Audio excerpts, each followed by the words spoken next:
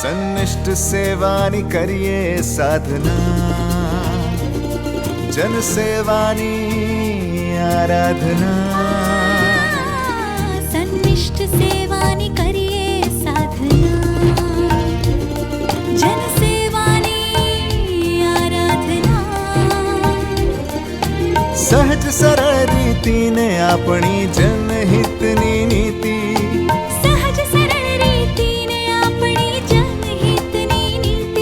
સાથે મળીને લખીએ આપણે જય ગાથા ગુજરાતની, યશ ગાથા ગુજરાતની, જય ગાથા ગુજરાતની, યશ ગાથા ગુજરાતની. નમસ્કાર દર્શક મિત્રો, જ્યાં સરકારની ઈચ્છાશક્તિ અને જનશક્તિની ભાગીદારી સાથે મળે ત્યાં વિકાસને નવી ઊંચાઈ મળવી સુનિશ્ચિત હોય છે. આપણા ગુજરાતનો ગગન આંબતો વિકાસ પણ આ જ ભાગીદારીનું પરિણામ છે.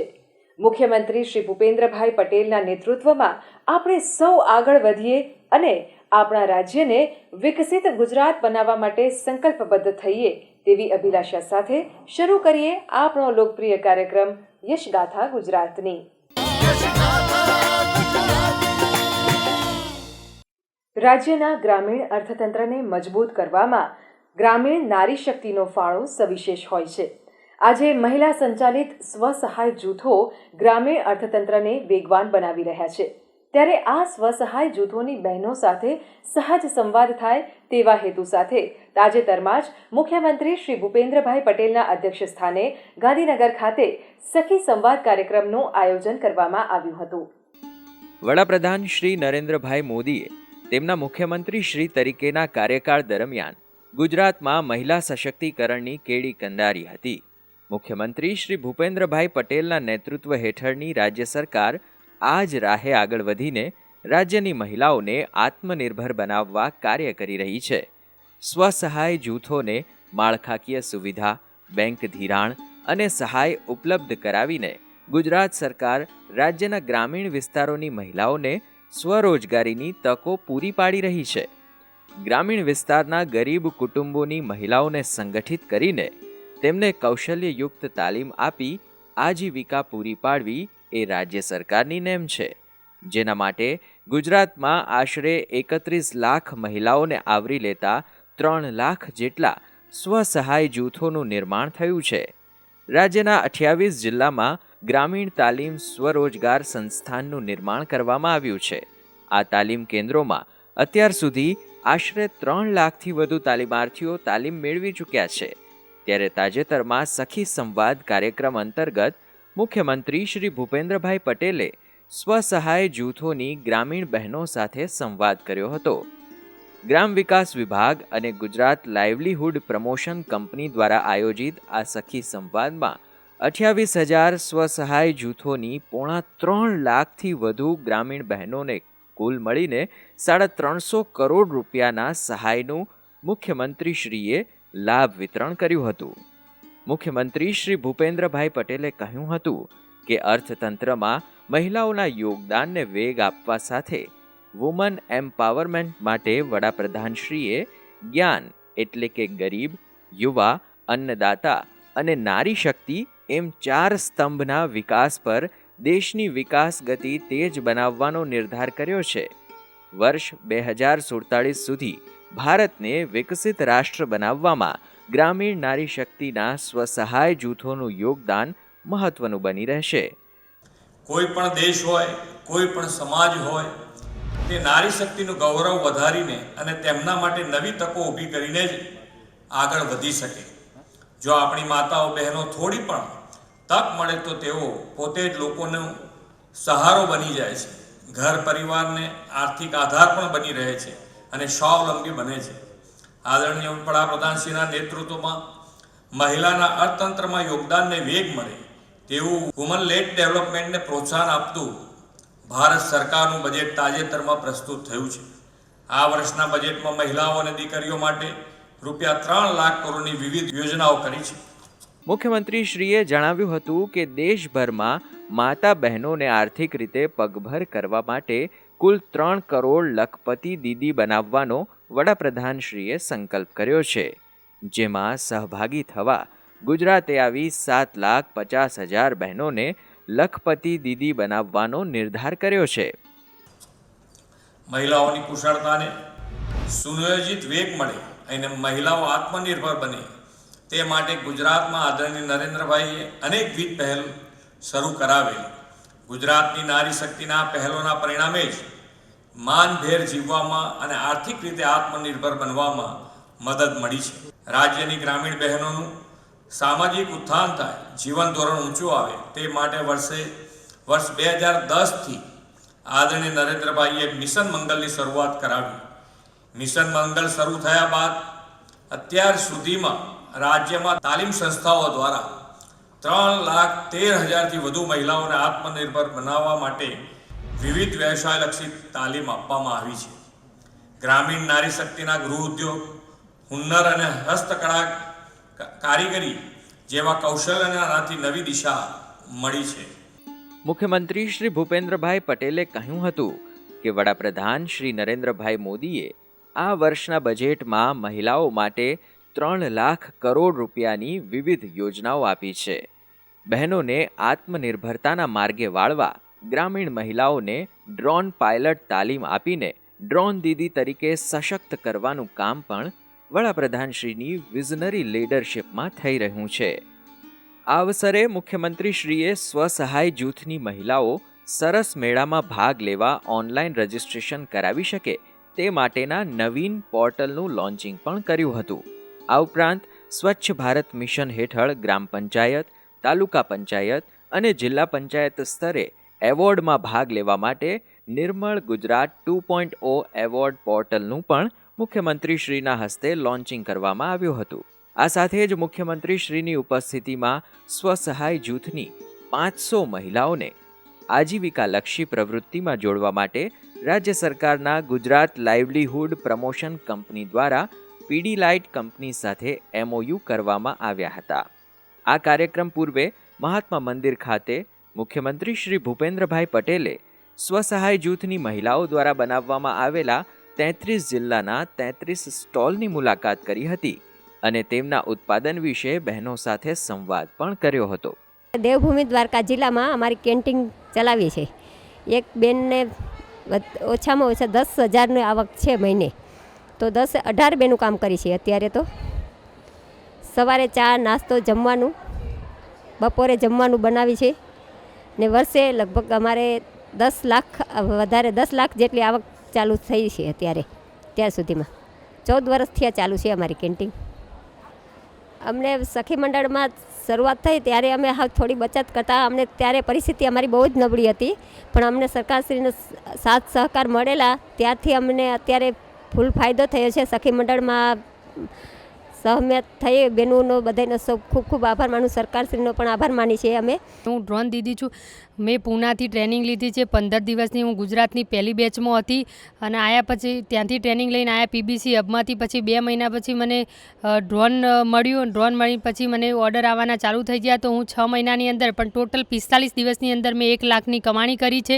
અમારું મંડળ 2010ની સાલથી ચાલી રહ્યું છે અને અમારી બહેનો આ સરકારનો આવો સરસ પ્રોગ્રામ છે કે જેના થકી અમે સખી મંડળ દ્વારા લોન મેળવીએ છીએ અને લોન લઈને અમે આ બધી પ્રોડક્ટ બનાવીએ છીએ અને તેનાથી અમારી રોજગારી અમને મળે છે. તેથી સરકારશ્રીનો હું ખૂબ ખૂબ આભાર માનું છું. આ પ્રસંગે રાજ્યના ગ્રામ વિકાસ મંત્રી શ્રી રાઘવજીભાઈ પટેલ, ગ્રામ વિકાસ રાજ્યમંત્રી શ્રી કુંવરજીભાઈ હળપતિ સહિત વિવિધ ધારાસભ્યશ્રીઓ અને અધિકારીશ્રીઓ ઉપસ્થિત રહ્યા હતા.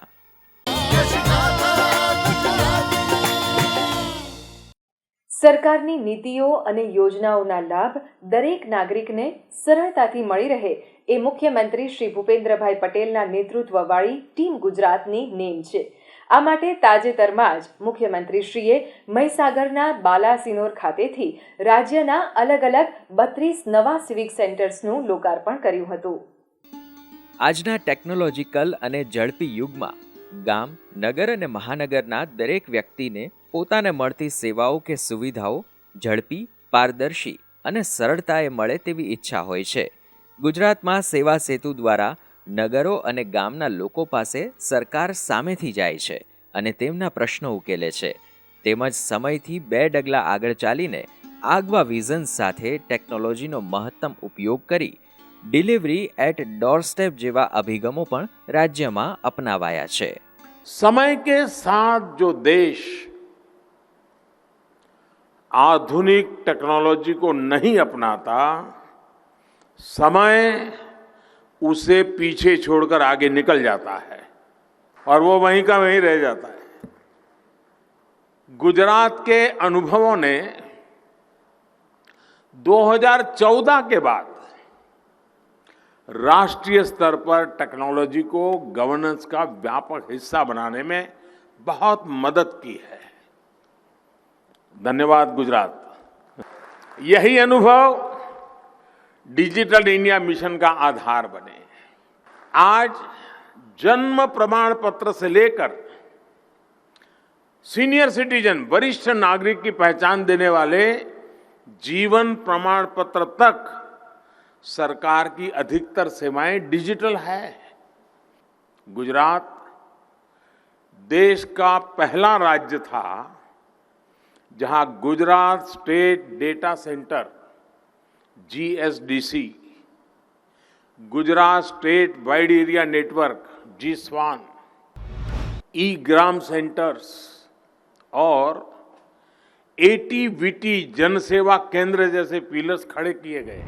ગુડ ગવર્નન્સના અભિગમ સાથે આજે ગુજરાતના મહાનગરોમાં મળતી સિટી સિવિક સેન્ટરના માધ્યમથી એક જ સાથે ભળતી થાય તેવી નવી પરિપાટી પણ વિકસાવવામાં આવી છે. આ સાથે મોટા શહેરો જેવી આવી અદ્યતન સુવિધા અને સિટીઝન સેન્ટ્રિક સર્વિસ નાના નગરોને પણ મળે તેવા જનહિત ભાવથી નગરપાલિકાઓમાં પણ સિટી સિવિક સેન્ટર એટલે કે જન સુવિધા કેન્દ્રોનું નિર્માણ થયું છે.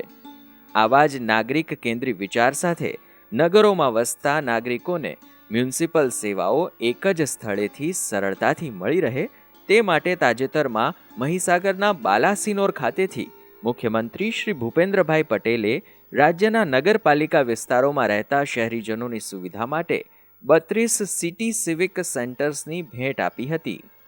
નગરજનોના વિવિધ પ્રશ્નોના નિરાકરણ માટે ઓછામાં ઓછો સમયગાળો રહે અને નગરપાલિકા વિષયક ઓનલાઈન સુવિધા સરળતાએ મળે તે માટે વન સ્ટોપ સેન્ટર તરીકે આ સિટી સિવિક સેન્ટર્સ કાર્યરત કરાયા છે. નગરોમાં વસતા શહેરીજનોની સુખ સુવિધામાં વૃદ્ધિ કરવાના રાજ્ય સરકારના સંકલ્પને પ્રતિબિંબિત કરતા આવા સિટી સિવિક સેન્ટર્સમાં મિલકત વેરા, હોલ બુકિંગ, વેરા આકારણી અરજી, લગ્ન નોંધણી, વ્યવસાય વેરા અને વ્યવસાય વેરાનું રજિસ્ટ્રેશન તથા જન્મ મરણના દાખલા, ગુમાસ્તા ધારા, પરવાના સહિતની વિવિધ કામગીરી કરવામાં આવે છે. આ અવસરે મુખ્યમંત્રીશ્રીએ નવનિર્મિત સિટી સિવિક સેન્ટરની મુલાકાત લીધી હતી તથા અહીં ઉપલબ્ધ કરાવવામાં આવેલી સુવિધાઓનું નિરીક્ષણ પણ કર્યું હતું. આ ઉપરાંત સિવિક સેન્ટરના અરજદારોને દાખલાઓ અને પ્રમાણપત્રોનું વિતરણ પણ મુખ્યમંત્રીશ્રીએ કર્યું હતું. ગુજરાતમાં રાજ્ય સરકારની સાથે સાથે પાયાની સરકારી સંસ્થાઓ પણ નાગરિકોની સુખાકારી માટે પ્રયત્નશીલ છે, જેનું ઉત્તમ ઉદાહરણ પૂરું પાડે છે અમદાવાદની નવીન પહેલ જ્ઞાન ગમ્મત ગાડી મારી આંગણવાડી. શું છે વંચિત બાળકો માટેની આ અનોખી પહેલ? આવો જાણીએ. આંગણવાડી આ એ સ્થાન છે જ્યાં બાળકનો જન્મ થાય ત્યારથી લઈને તે 6 વર્ષનું થાય ત્યાં સુધી તેના યોગ્ય પોષણ, સ્વાસ્થ્ય અને શિક્ષણની કાળજી લેવામાં આવે છે. આ સાથે સગર્ભા મહિલા, ધાત્રી માતા અને કિશોરીઓના પોષણ અને સ્વાસ્થ્યની પણ કાળજી આંગણવાડી કેન્દ્રો રાખે છે, જેથી રાજ્ય અને રાષ્ટ્રનું સ્વસ્થ અને ઉજ્જવળ ભવિષ્ય સુનિશ્ચિત થાય છે.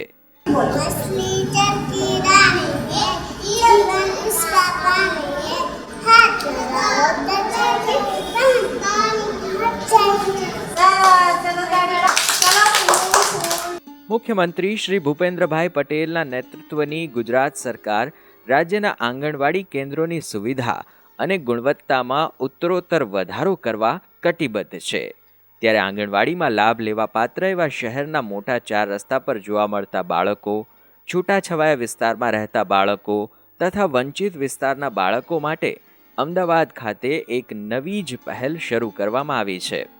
આ બાળકો પૂર્વ પ્રાથમિક શિક્ષણ તથા પૂરક પોષણના લાભથી વંચિત ન રહે તેવા આશય સાથે અમદાવાદ મ્યુનિસિપલ કોર્પોરેશનના ICDS વિભાગ દ્વારા શહેરમાં હયાત આંગણવાડીથી દૂર એવા વંચિત વિસ્તારમાં જ્ઞાન ગમ્મત ગાડી મારી આંગણવાડી અભિયાન અંતર્ગત આંગણવાડી ઓન વ્હીલ આ પહેલની શરૂઆત કરવામાં આવી છે. ગુજરાત CSR ઓથોરિટી દ્વારા અમલી આ પ્રોજેક્ટ અંતર્ગત શહેરમાં 5 મોબાઈલ બસમાં આંગણવાડી ઓન વ્હીલ શરૂ કરાઈ છે. Gujarat energy transmission corporation limited દ્વારા આ 5 બસો આંગણવાડી ઓન વ્હીલ પ્રોજેક્ટ માટે ફાળવવામાં આવી છે. આ 5 બસો શહેરના 4 ઝોનના 9 વિસ્તારોમાં અલગ અલગ જગ્યાએ ફરીને કુલ 316 જેટલા બાળકોને આંગણવાડીનો લાભ આપી રહી છે. અમદાવાદના મેયરશ્રીએ જણાવ્યું કે અમદાવાદ શહેરમાં કુલ 2135 આંગણવાડી ચાલે છે. તેમાં 0 થી 5 વર્ષની વય જૂથના 1.5 લાખથી વધુ બાળકો લાભ લઈ રહ્યા છે. પરંતુ શહેરના 4 રસ્તા પર છૂટાછવાયા વિસ્તારમાં તથા વંચિત વિસ્તારના બાળકો શિક્ષણ તથા પૂરક પોષણના લાભથી વંચિત ન રહી જાય તેવા ધ્યેય સાથે આ પ્રોજેક્ટ અમલી બનાવાયો છે. આ કામગીરી સાથે સંકળાયેલા ડોક્ટર સાગર પંચાલે કહ્યું કે જ્ઞાન ગમ્મત ગાડી મારી આંગણવાડી આ પ્રોજેક્ટ અંતર્ગત આંગણવાડી ઓન વ્હીલ બાળકોને શિક્ષણ અને પોષક આહારની સાથે તેમના આરોગ્યની સ્થિતિમાં સુધારો કરવાનો પણ ધ્યેય ધરાવે છે. આ ઉપરાંત આ પ્રોજેક્ટ બાળકોના યોગ્ય શારીરિક, માનસિક અને સામાજિક વિકાસનો પાયો નાખવાનું પણ કાર્ય કરશે. તેમજ મૃત્યુદર, રોગિષ્ઠતા, કુપોષણ અને શાળા છોડી દેવાના પ્રમાણમાં ઘટાડો કરવાનું પણ આયોજન છે.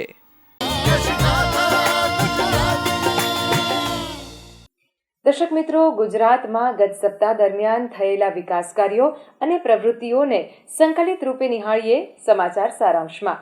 The institute of company secretary of ઇન્ડિયાના અમદાવાદ ચેપ્ટરના 51મા સ્થાપના દિવસ નિમિત્તે તાજેતરમાં આયોજિત કાર્યક્રમમાં મુખ્યમંત્રી શ્રી ભૂપેન્દ્રભાઈ પટેલ ઉપસ્થિત રહ્યા હતા.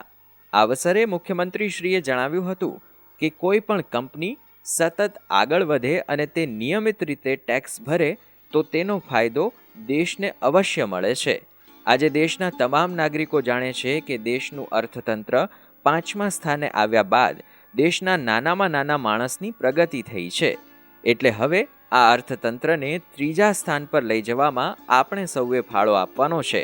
Government ease of doing business ખૂબ સારી રીતે આપણે અત્યારે એની પર ભાર મૂકીને આગળ વધી અને આજે એટલે જ આજે તમે જુઓ તો આજે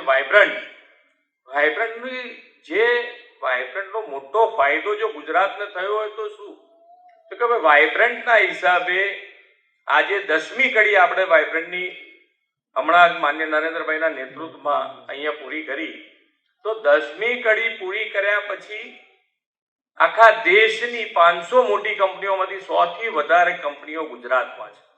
એ આપણો મોટો ફાયદો છે. ગ્લોબલ કોમ્પિટિશન વિશે વાત કરતા મુખ્યમંત્રી શ્રી ભૂપેન્દ્રભાઈ પટેલે કહ્યું હતું કે આજે કેન્દ્ર અને રાજ્ય સરકાર દરેક વસ્તુની ગુણવત્તા પર ભાર મૂકી રહી છે. આ સાથે દરેક કંપનીઓએ પણ ગ્લોબલ કોમ્પિટિશન માટે શું કરી શકાય તેના પર અવશ્ય ભાર મૂકવો જોઈએ અને આપણે સૌએ મેક ઇન ઇન્ડિયાના મંત્રને લઈ આગળ વધવાનું છે. તાજેતરમાં અમદાવાદ ખાતે કૃષિ બેંકમાં અદ્યતન સુવિધાઓથી સજ્જ બોર્ડ રૂમનું નિર્માણ કરવામાં આવ્યું છે, જેની મુલાકાત લઈને મુખ્યમંત્રી શ્રી ભૂપેન્દ્રભાઈ પટેલે બેંકના ડિજિટલ બોર્ડ રૂમનું ઉદ્ઘાટન કર્યું હતું. પ્રેઝન્ટેશનના માધ્યમથી બેંકની કામગીરી અંગેની વિગતો મેળવીને મુખ્યમંત્રીશ્રીએ અદ્યતન ટેકનોલોજીથી કાર્યરત બોર્ડ રૂમમાં પેપરલેસ બોર્ડ મીટિંગ સોલ્યુશન સહિતની વિશિષ્ટ સુવિધાઓ અંગે માહિતી મેળવી હતી. આ અવસરે મુખ્યમંત્રી શ્રી ભૂપેન્દ્રભાઈ પટેલે એક પેડ મા કે નામ ઝુંબેશના ભાગરૂપે ખેતી બેંકના પ્રાંગણમાં વૃક્ષારોપણ પણ કર્યું હતું. આ કાર્યક્રમમાં એલિસ બ્રિજના ધારાસભ્ય શ્રી અમિતભાઈ શાહ, નારણપુરાના ધારાસભ્ય શ્રી જીતુભાઈ ભગત, વેજલપુરના ધારાસભ્ય શ્રી અમિતભાઈ ઠાકર સહિત વિવિધ અધિકારીશ્રીઓ ઉપસ્થિત રહ્યા હતા. પર્યાવરણ જતન અને સંવર્ધન માટે વડાપ્રધાન શ્રી નરેન્દ્રભાઈ મોદીએ વિશ્વ પર્યાવરણ દિવસે દેશવ્યાપી એક પેડ માં કે નામ અભિયાનનું આહ્વાન કર્યું હતું. વૃક્ષ વાવેતર અને ઉછેરના અભિગમ અન્વયે તાજેતરમાં ગુજરાતભરની 53,065 આંગણવાડીઓમાં વૃક્ષારોપણના અભિયાનનો મુખ્યમંત્રી શ્રી ભૂપેન્દ્રભાઈ પટેલે ગાંધીનગરથી પ્રારંભ કરાવ્યો હતો. આ અભિયાન હેઠળ સમગ્ર રાજ્યની આંગણવાડીઓમાં કુલ 3.25 લાખથી વધુ વૃક્ષો વાવવાનો લક્ષ્યાંક રખાયો છે. રાજ્યની આંગણવાડીઓના બાળકોમાં નાનપણથી જ પર્યાવરણ જતન તેમજ વૃક્ષ પ્રેમ અને વૃક્ષોના ઉછેર સંવર્ધનની આદત કેળવાય તેવા ઉદ્દેશ્ય સાથે મુખ્યમંત્રીશ્રીએ આ પ્રેરક અભિગમ અપનાવ્યો છે. દરેક વ્યક્તિ પોતાના માતાની સ્મૃતિમાં કે માતાની સાથે મળીને એક વૃક્ષ વાવે, જેથી ધરતી માતાની રક્ષા થઈ શકે તેમજ ગ્રીન કવરમાં પણ વધારો થઈ શકે. આવા શુભ આશય સાથે વડાપ્રધાનશ્રીએ એક પેડ માં કે નામ અભિયાન શરૂ કરાવ્યું છે.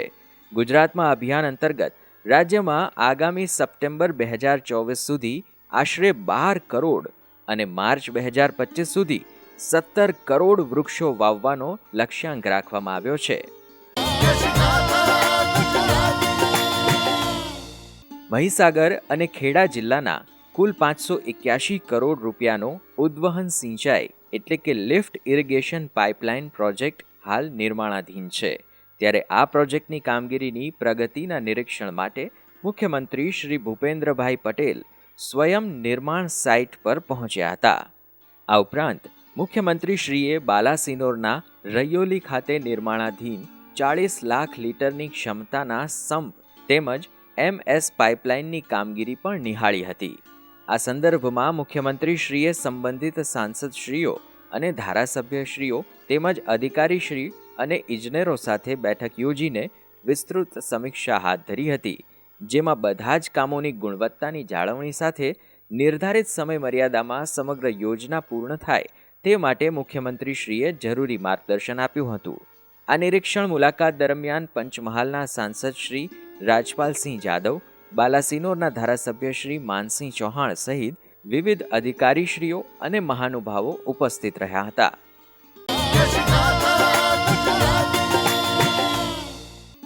Sardar Patel good governance CM fellowship અંતર્ગત પસંદગી પામેલા 18 યુવાઓ તાજેતરમાં મુખ્યમંત્રી શ્રી ભૂપેન્દ્રભાઈ પટેલની સૌજન્ય મુલાકાતે પહોંચ્યા હતા.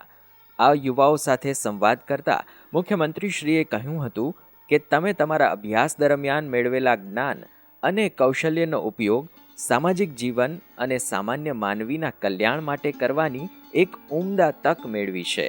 આ તક તમને તો લાભદાયી થશે જ, સાથોસાથ સરકારને ભાવિ નીતિ ઘડતર અને કાર્યક્રમોના અમલીકરણ માટે તેમજ સમાજ જીવનમાં કરોડો લોકોને પણ ઉપયોગી નીવડશે. અવસરે મુખ્યમંત્રીશ્રીના મુખ્ય સલાહકાર ડૉક્ટર હસમુખભાઈ અઢિયા, મુખ્ય સચિવ શ્રી રાજકુમાર સહિત વિવિધ અધિકારીશ્રીઓ ઉપસ્થિત રહ્યા હતા.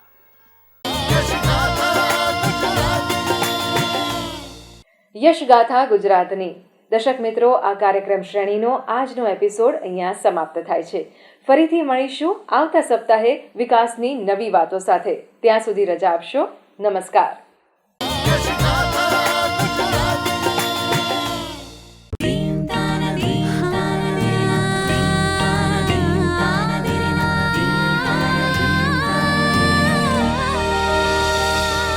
સન્નિષ્ઠ સેવાની કરીએ સાધના, જન સેવાની આરાધના. સન્નિષ્ઠ સેવાની કરીએ સાધના, જન સેવાની આરાધના. સહજ સરળ રીતિને આપણી જન